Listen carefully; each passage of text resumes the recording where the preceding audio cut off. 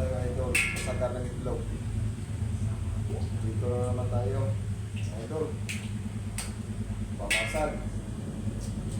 Mahaba-haba itong ano natin, nabutan tayo ng bukas to sa pagtatapping natin.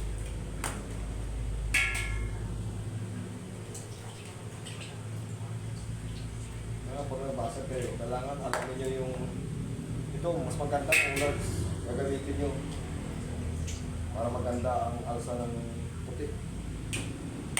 Ito, medium lang ito.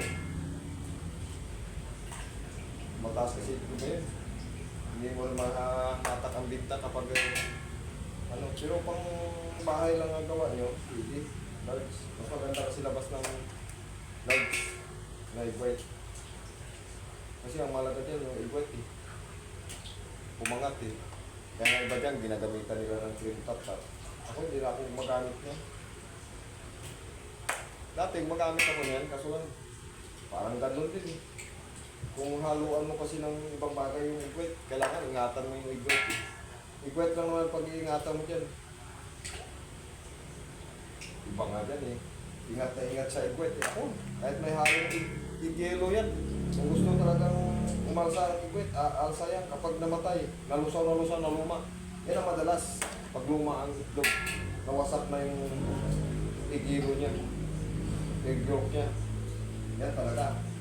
Wala na pag-aasa yun. Mahirap pa alsahin yan. Kahit gamitan po pa ng cube tatag, lusaw ng egg white. Kailangan sariwa ang itlog. Siyempre, hindi mo rin matitingnan yan kapag sariwa ang itlog. Please na please. Kailangan may sarili kang pinukunan na customer talaga na pinukunan na itlog. Kasi kapag nagreklamo ka, hindi ka nila din. Kasi suki mo na eh. Kung wala kang suki, kung saan ka lang bibili, wala eh. Mas maganda may nagdi-deliver sa'yo ng itlog.